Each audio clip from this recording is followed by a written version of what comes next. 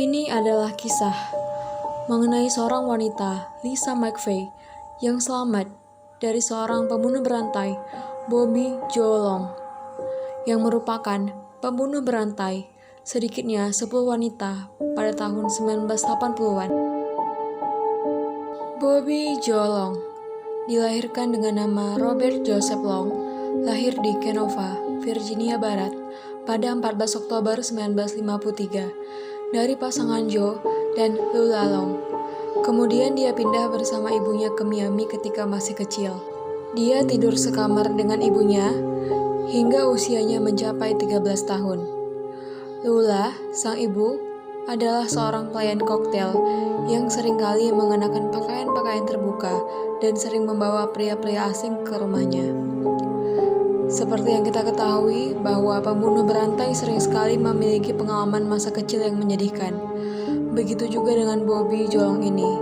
Dalam kasusnya, ia pernah jatuh dari ayunan dan menderita cedera kepala pertamanya pada usia 5 tahun.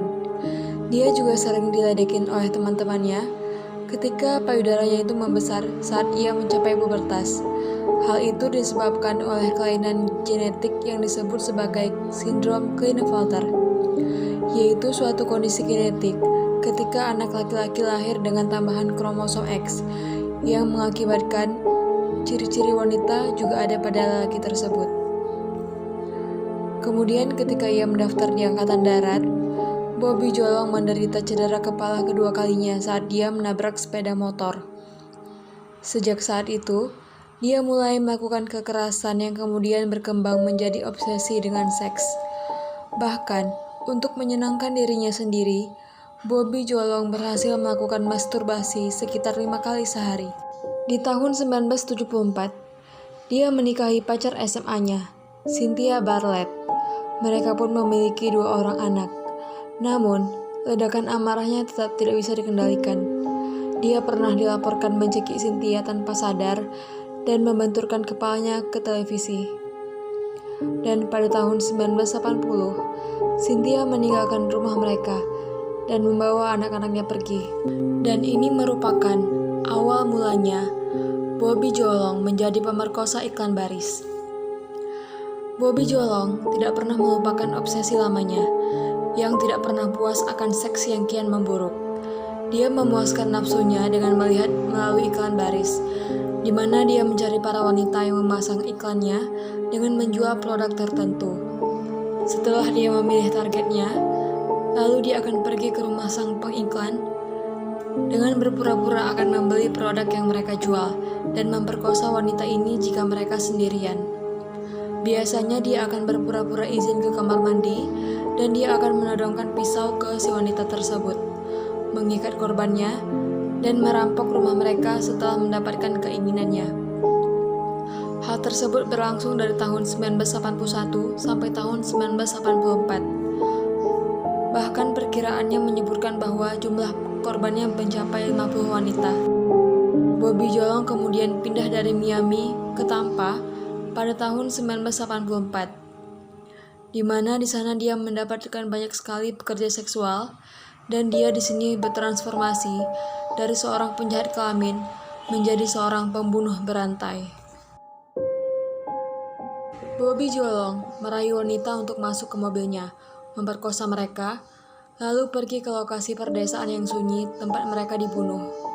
Sebagian besar korbannya meninggal karena dicekik, meskipun beberapa di antaranya juga ada yang digorok, bahkan dianiaya, dan 1 orang ditembak. Korban pertama Bobby Joe adalah artis Wick yang berusia 20 tahun ketika diculik, diperkosa, dan dicekik pada 27 Maret 1984.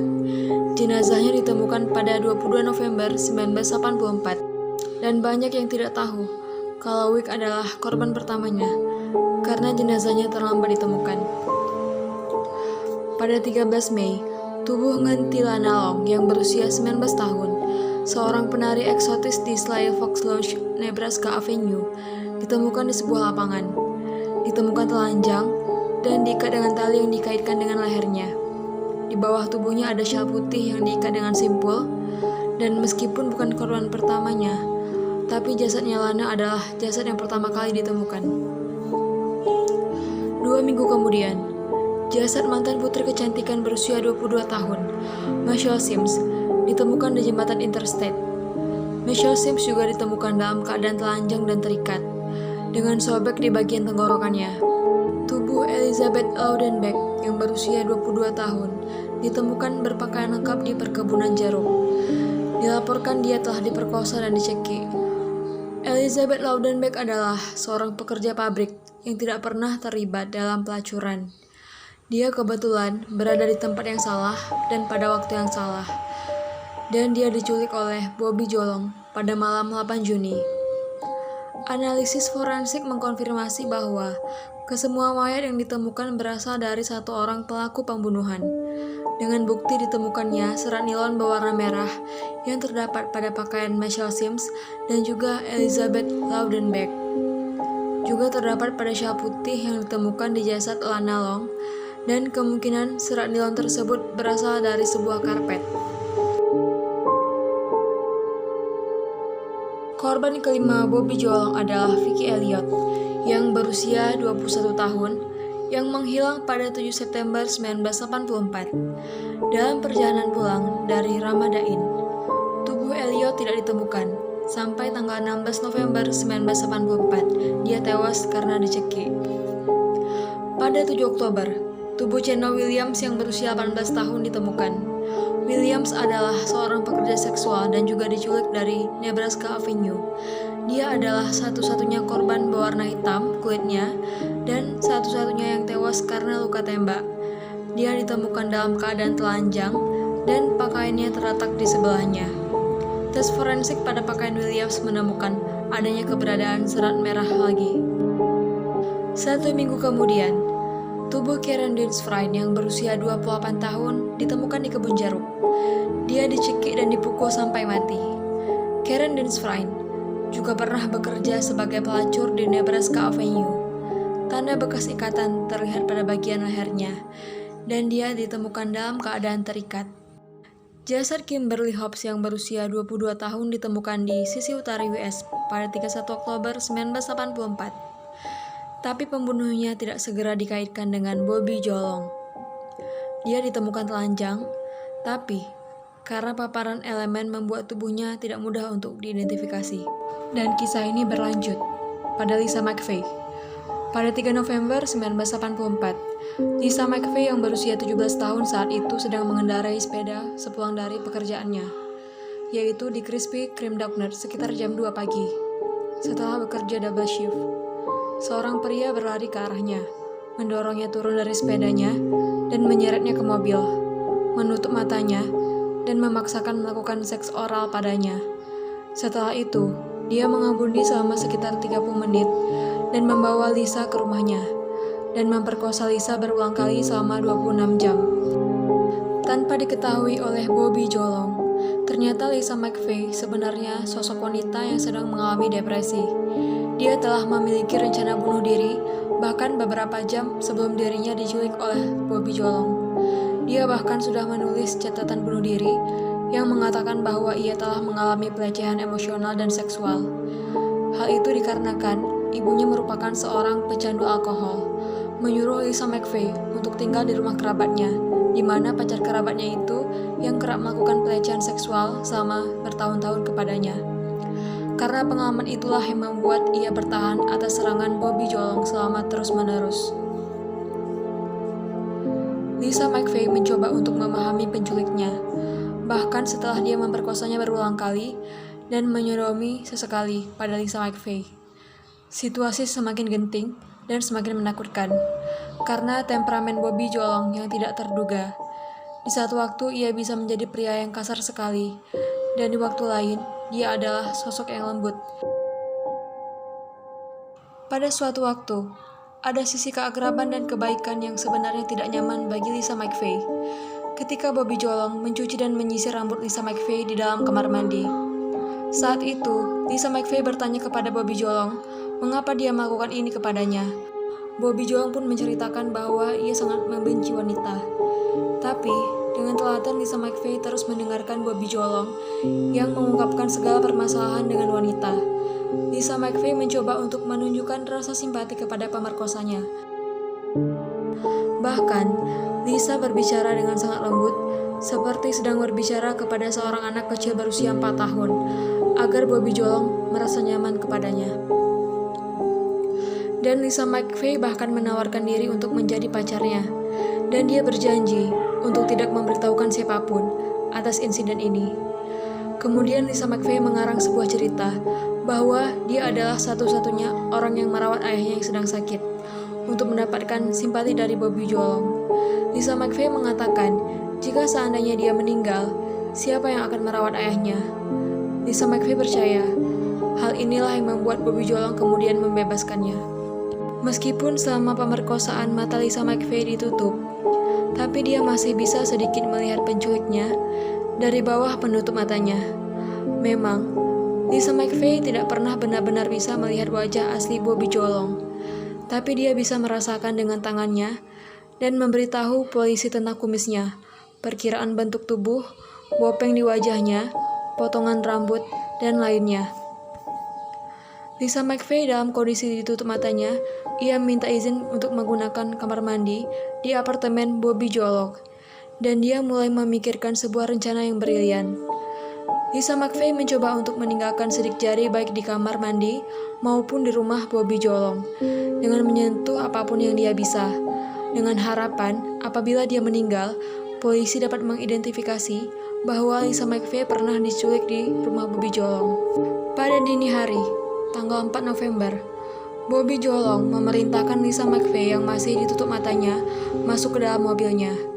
Dalam kesempatan ini pun, Lisa McVey menghitung setiap langkah-langkah kakinya di rumah Bobby Jolong dan mengingat karpet merah di rumah itu. Dan pada malam itu, mereka melakukan perjalanan menggunakan mobil Bobby Jolong. Pertama, Bobby Jolong berkendara jarak pendek menuju mesin ATM 24 jam. McVey tahu hal itu karena dia bisa mendengar suara mesin ATM. Lalu dari bawah matanya, Lisa McVey melihat sekitar kata-kata Magnum di dashboard mobil yang mengacu pada mobil yang keluar tahun 1978. Lalu Bobby Jolong mengemudikan mobilnya sedikit lebih jauh, menepi, dan menyuruh Lisa McVey untuk keluar dari mobilnya dengan masih menggunakan penutup matanya. Setelah 5 menit kemudian, Bobby Jolong pun pergi. Dalam sebuah wawancaranya, setelah Lisa McVey bebas dari Bobby Jolong, Lisa McVey mengatakan bahwa aku mengucapkan terima kasih kepadanya karena telah memilih aku dan bukan gadis 17 tahun yang lain. Jika saja mereka yang diculik, mungkin mereka tidak bisa mengatasinya seperti aku mengatasinya, ungkap Lisa McVey. Kalau kalian berpikir bahwa penderitaan Lisa McVey telah berakhir, kalian salah menduga. Karena pada kenyataannya, setelah ia pulang ke rumah, salah satu keluarganya memukuli dan menginterogasinya selama 5 jam, hanya untuk menanyakan kemana saja selama ini. Tapi Lisa McVey tetap pada pendiriannya. Dia menceritakan bahwa dia baru saja diperkosa dan diculik. Akhirnya, Lisa McVey bisa pergi ke kantor polisi untuk melaporkan segala yang ia tahu. Mulai dari warna mobil, tulisan Magnum di dashboard, dan karpet merah di rumah Bobby Jolong. Lisa McVey pun mengatakan kepada polisi bahwa penculiknya telah menggunakan mesin ATM sebelum dia dibebaskan. Tes forensik pada pakaian Lisa McVey menemukan keberadaan serat karpet merah yang ditemukan pada korban-korban sebelumnya. Sementara itu, 2 korban ditemukan lagi, yaitu Virginia Johnson yang berusia 18 tahun pada 6 November dan Kim Swan yang berusia 21 tahun pada 12 November. Pada jenazah Virginia Johnson, ditemukan bekas ikatan pada lehernya dan tali pengikat ditemukan di tempat kejadian. Sedangkan pada Kim Swan, ia merupakan seorang penari di Sly Fox, memiliki bekas ikatan di leher dan pergelangan tangannya, dan juga serat karpet merah pada bagian tubuhnya. Keduanya dibunuh setelah Lisa McVey dibebaskan oleh Bobby Jolong. Polisi pun bergerak dengan cepat dan mendapatkan daftar semua pemilik Dodge Magnum 1978 di Hillsborough County dan meminta catatan untuk semua mesin ATM di Tampa Utara.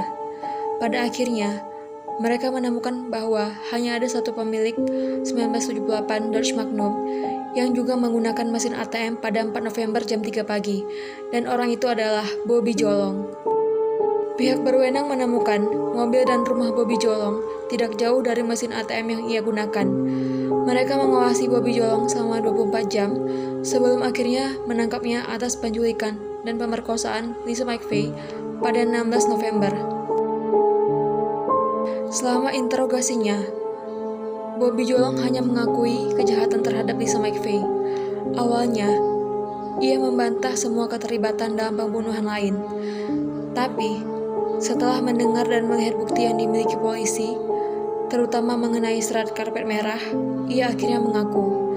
Dan pada akhir interogasinya, para detektif mengaitkan Bobby Jolong dengan 10 pembunuhan dan pemerkosaan serta penculikan Lisa McVey.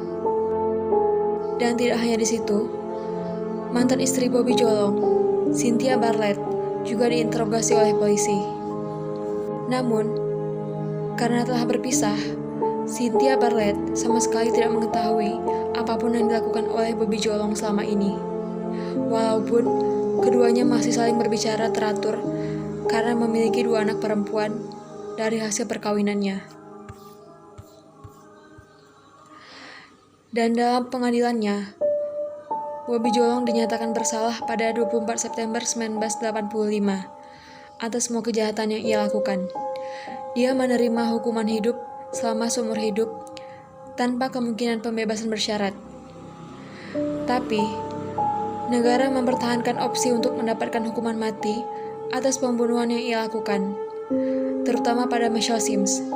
Dan pada Juli 1986, fase hukuman persidangan Michelle Sims diadakan di Tampa.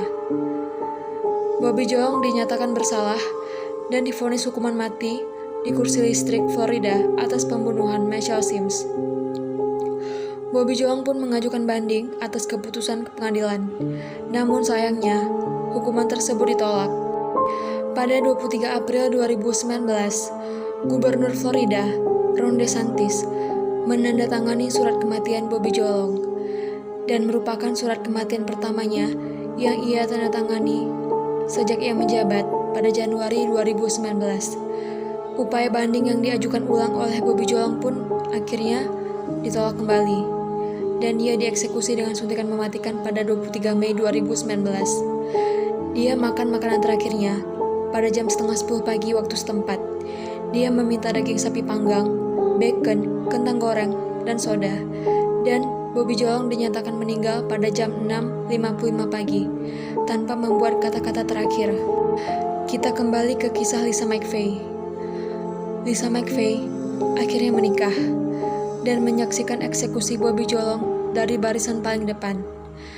Dan dia mengejar karirnya di bidang hukum berdasarkan pengalaman yang ia punya. Dan saat ini, dia menjabat sebagai wakil syarif di kantor Hillsborough County, kantor pengadilan yang sama yang membawa Bobby Jolong ke pengadilan. Dan jika kalian ingin menonton kisah hidupnya Lisa McVey, itu dijadikan sebuah judul film yang berjudul Believe Me, The Abduction of Lisa McVey. Silahkan jika kalian ingin menonton. Dan itulah kisah Lisa McVey, seorang wanita yang bisa selamat dari seorang pembunuh berantai. Terima kasih bagi teman-teman yang sudah mendengarkan. Like jika suka, komen, dan juga jangan lupa subscribe. Dan sampai jumpa di cerita-cerita berikutnya. Salam.